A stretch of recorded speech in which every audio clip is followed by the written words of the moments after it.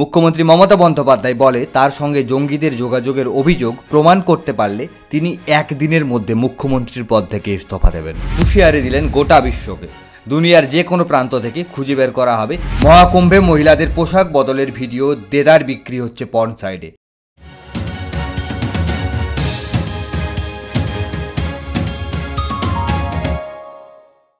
নমস্কার বন্ধুরা, আমি বিকাশ, আপনারা দেখছেন তোমার আমার নিউজ। আমরা চলে এলাম আজকে আবার একটি নতুন ভিডিও নিয়ে।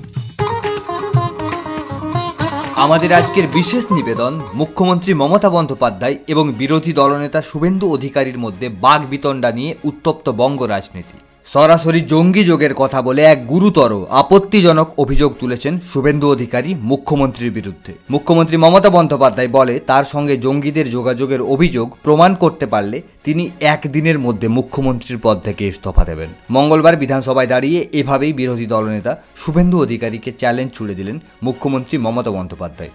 শুধু তাই নয়, তার সঙ্গে জঙ্গিদের যোগাযোগ রয়েছে বলে অভিযোগ তোলার জন্য শুভেন্দু অধিকারীর বিরুদ্ধে তিনি প্রধানমন্ত্রী নরেন্দ্র মোদীকে অভিযোগ জানাবেন বলেও বিধানসভায় দাঁড়িয়ে হুঁশিয়ারি দিয়েছেন মুখ্যমন্ত্রী। আমেরিকার এক বিশেষ গুরুত্বপূর্ণ পদাধিকারী এবার ভারতীয় বংশোদ্ভূত কাশ প্যাটেল একেবারে FBI এর প্রধান হয়ে হুঁশিয়ারি দিলেন গোটা বিশ্বকে, দুনিয়ার যে কোনো প্রান্ত থেকে খুঁজে বের করা হবে আমেরিকার শত্রুদের। তিনি আরও বলেন, FBI এর ডিরেক্টর হতে পেরে আমি সম্মানিত। আমেরিকাবাসী স্বচ্ছ এবং নিরপেক্ষ বিচার ব্যবস্থা চান। যারা আমেরিকার ক্ষতি করতে চায় তাদের বিরুদ্ধে কঠোর ব্যবস্থা নেওয়া হবে। কিন্তু মোটেও সহজ ছিল না তার এই যাত্রাপথ। রিপাবলিকান সেনেটরদের মধ্যে প্রতিদ্বন্দ্বিতা থাকলেও শেষ পর্যন্ত 51 থেকে 49 ভোটে পাশ হয়েছে তার মনোনয়ন। আশ্চর্যজনকভাবে সমস্ত ডেমোক্রেটিক সেনেটর তার পক্ষে ভোট দেন।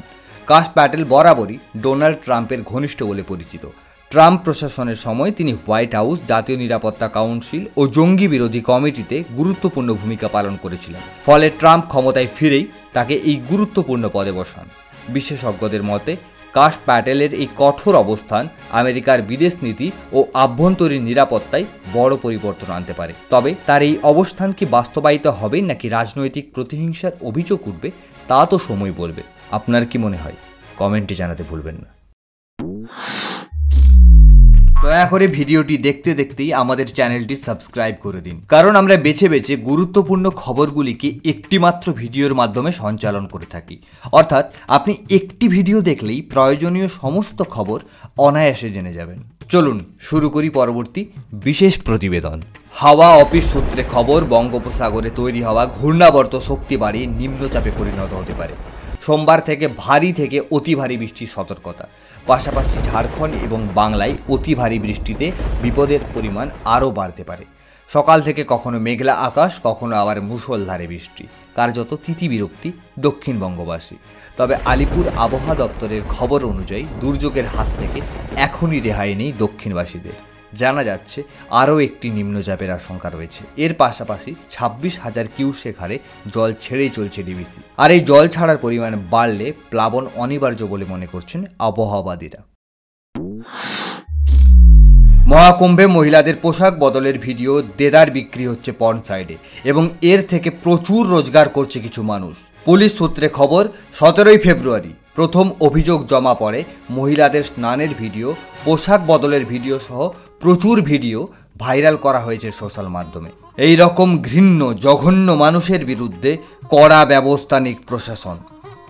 আমরা আগামীকাল আসছি আবার একটি নতুন ভিডিও নিয়ে।